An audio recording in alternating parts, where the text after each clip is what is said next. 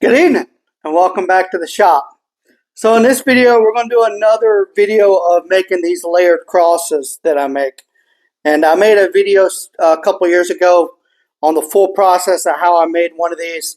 But this is a new one that I made recently of Olivewood and Bloodwood. I will go ahead and preface this that this is not my design. If you go check out 731 Woodworks, Matt Outlaw over there did a great version of this. His version also he has free plans on his website, so feel free to go check those out if you want more in-depth plans. I'm just going to kind of go through a little bit about how I built my cross and a couple of dimensions, maybe something just to help you out. Stay tuned and hope you guys enjoy.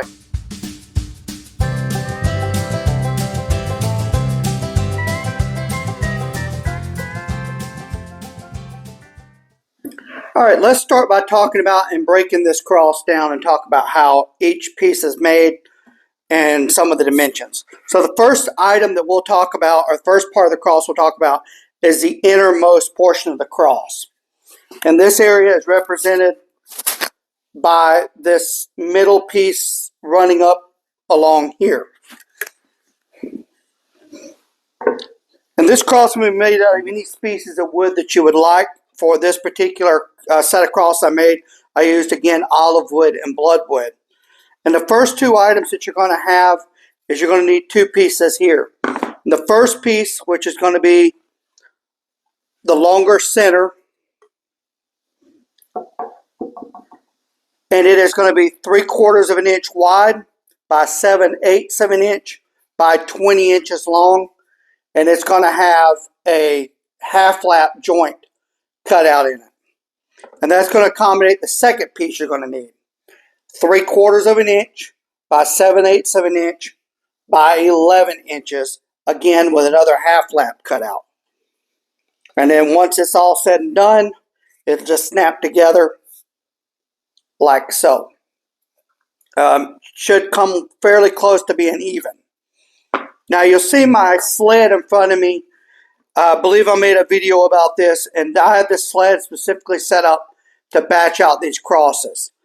I have multiple marks along the inside here so I can set my stop block up to each of my cuts for the cuts I know I'll be making. I also have a 45-degree set up here for when I get to the 45s, which we'll talk about next. I also have and I don't have it here with me, I have a setup of these so that I can set it up and make the half lap joints.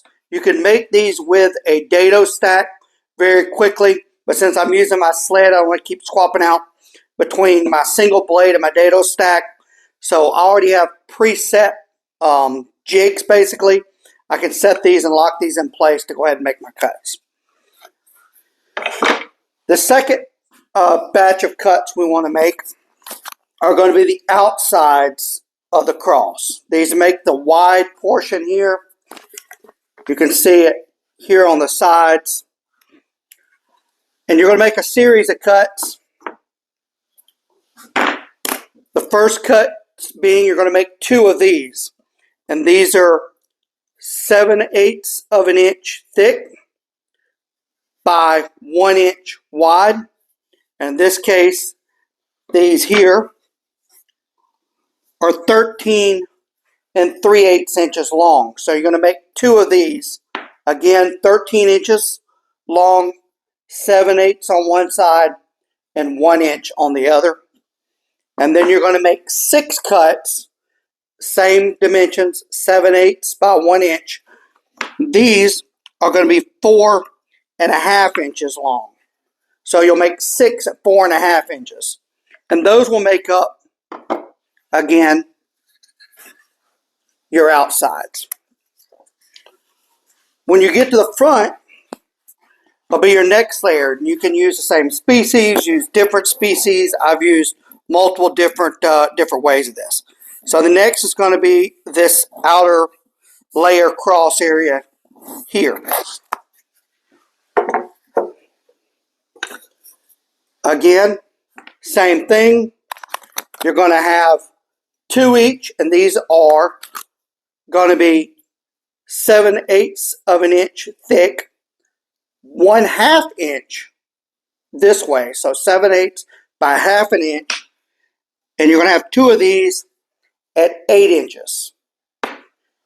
And you'll see the 45-degree cuts. I should have mentioned on the last. You'll have your 45-degree cuts. And that's where this little stop comes in. So I can set them here, make my 45-degree cuts, come back, have my stop block, and just keep batching them out that way. You're going to make 6 of these smaller pieces. Again, 1/2 inch, 7/8. And these are going to be shorter, only at 2.5 inches. And this gets where it gets a little bit sketchy on this because your finger's really close to the blade, so pay very close attention to what you're doing here. Don't get into a hurry. It can get kind of squirrely. I don't like to make these very short ones.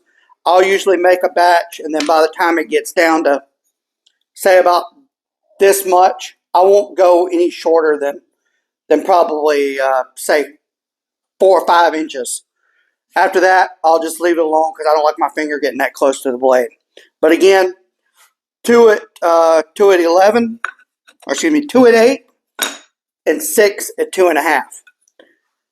And then the final piece you're going to want is going to be your outside or uppermost cross. And it's going to be made very similar to the way your inside cross is. Again, 7/8 of an inch by 1/2 an inch. And you're going to have, this one is at 15 inches long. And then you're going to cut the same at 9 inches. And again, with the half lap joints, so they fit together. Snap right in place. Perfect, just like that. And then those will be your final step. Now you can glue this in different various ways. I've used wood glue for the outsides. I've used super glue for the insides. I've found that if I'm very careful, I can do the whole thing with super glue. Just you have to be very careful and quick with it. Make sure your alignments are just right. It can get kind of squirrely, but you don't get as much squeeze out that you would with wood glue, which can kind of mess up your stains sometimes if you stain them. And then you can round them over however you want. Mr. Matt Outlaw, he come in and he actually borrowed out and put a coin right here, which I thought was really cool, but I haven't done that to any of my crosses. That's how I make them. If you'd like to go back and look at an older video, it's not as great a quality, but I show the full process of me cutting it out, and I make one out of old barn wood that has been very popular. But if you guys enjoyed this video, please feel free to like and subscribe, and thanks for watching. You guys have a great evening.